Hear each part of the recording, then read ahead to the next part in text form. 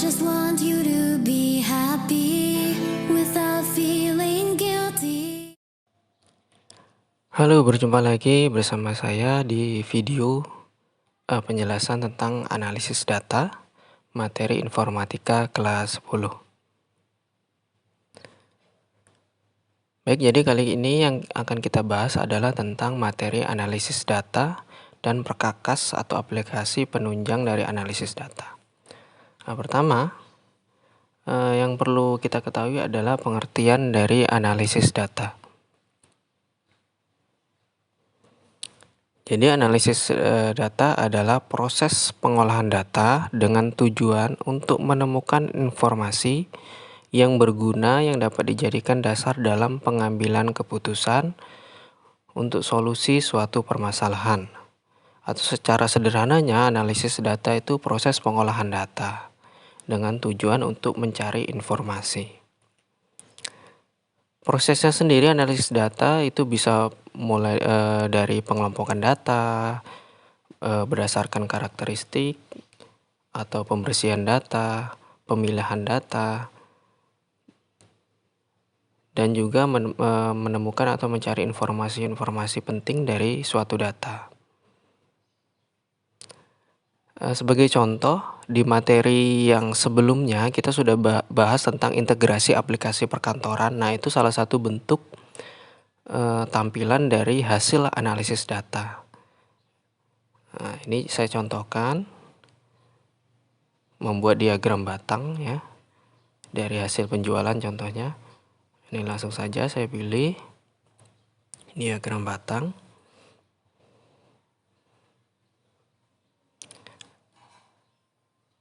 Kalau masih ingat, saat kita memilih diagram batang, nanti akan keluar jendela lain yaitu berupa jendela Excel. Nah, di Excel inilah nanti berfungsi sebagai tempat memasukkan datanya.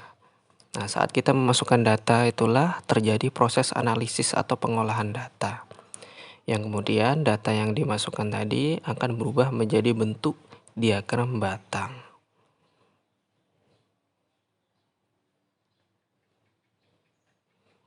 Baik, itu penjelasan sedikit tentang analisis data. Kita lanjutkan tentang perkakas atau aplikasi untuk menganalisis data. Nah, pada kesempatan kali ini kita akan membahas tentang Google Colab atau Google Kolaboratory dari Google.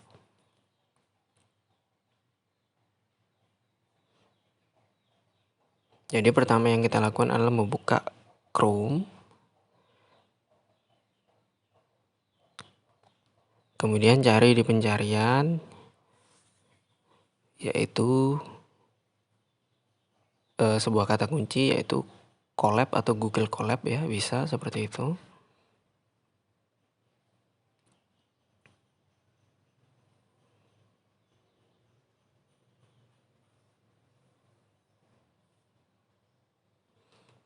Nah, jika sudah, pilih yang nomor 2 yang ada lambang 2 lingkaran kuning ya, ini Google Colab.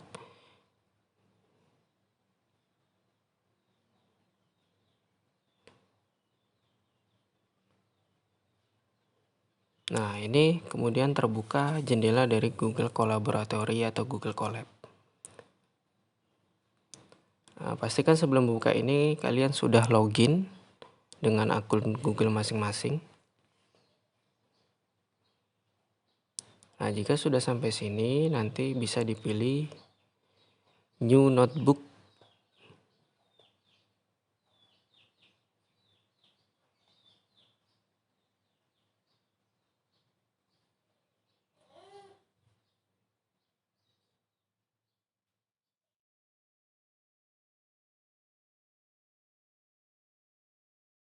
Nah, ini lembar kerja dari Google Colab atau Google Kolaboratory.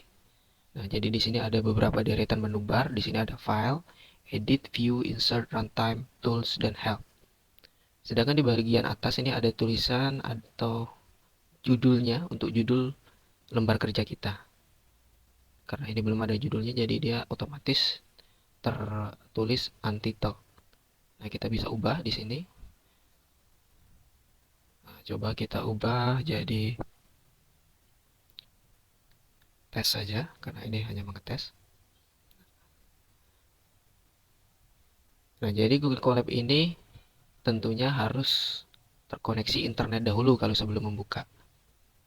Dia akan tersimpan otomatis di Google Drive kita. Di sini ada lambang Google Drive. Kemudian di bawahnya di sini ada plus code dan plus text. Nah, yang sering dipakai nanti adalah plus code. Plus code ini untuk menambahkan sel.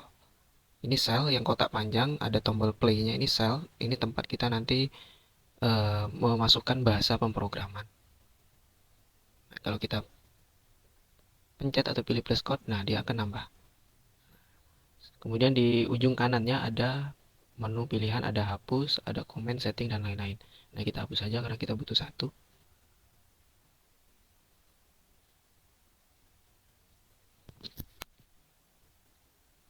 Nah, itu cara membuka Google Colab dari Chrome atau dari Google. Selanjutnya kita coba praktekkan memasukkan perintah di Google Colab. Coba kita masukkan perintah print. Print artinya mencetak ya. Jadi kita masukkan perintah untuk mencetak.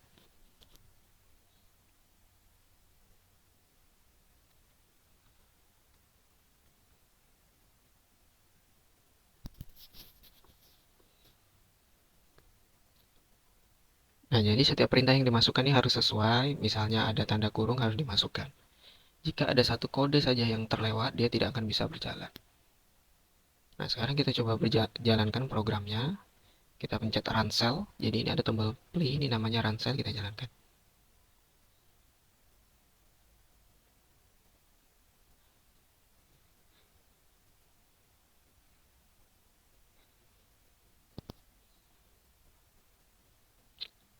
Nah, di sini ada tanda merah seperti ini artinya error, jadi bahasa programnya tidak bisa berjalan. Kenapa? Karena ada yang kurang biasanya. Nah, karena di sini perintahnya print dan ada hello world, ini kata hello world, ternyata yang ketinggalan adalah tanda petik.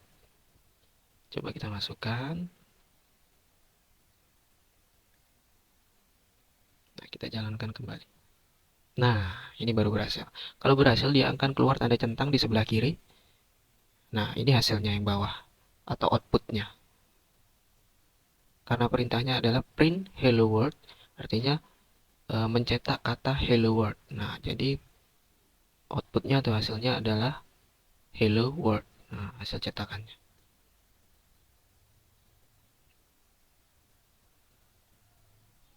Nah, itu contoh cara menjalankan program di Google Colab.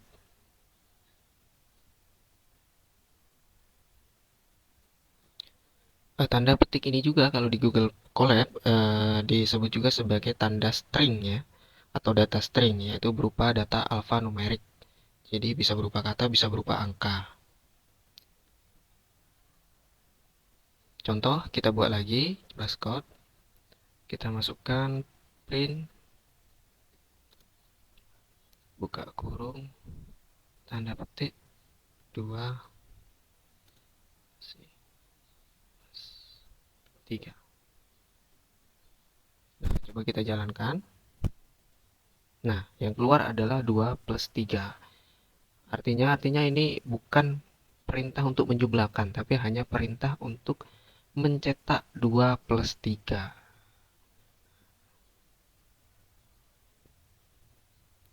Nah, itu dua contoh kode atau bahasa program di Google Colab.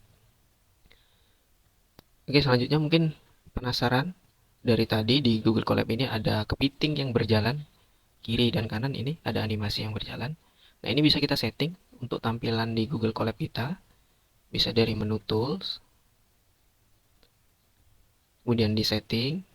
Nah, kemudian pilih yang paling bawah. Miscellaneous. Kita klik. Nah, ini kita pilih mau yang mana.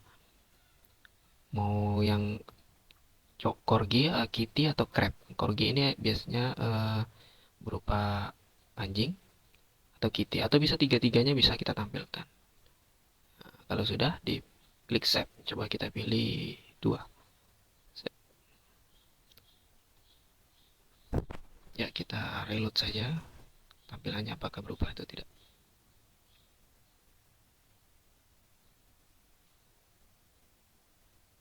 Tampilannya sudah berubah. Jadi ada kucing, tadi ada kepiting. Nah, itu untuk merubah tampilan. Oke, demikian penjelasan singkat tentang penggunaan perkakas atau aplikasi penunjang analisis data, yaitu Google Colab atau Google Collaboratory dari Google. Semoga bermanfaat. Sampai jumpa di video selanjutnya.